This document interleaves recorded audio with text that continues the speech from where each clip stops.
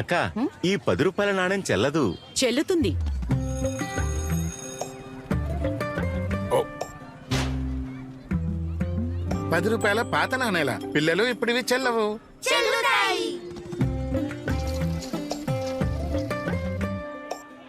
ఎంతైంది? 210 రూపాయలు.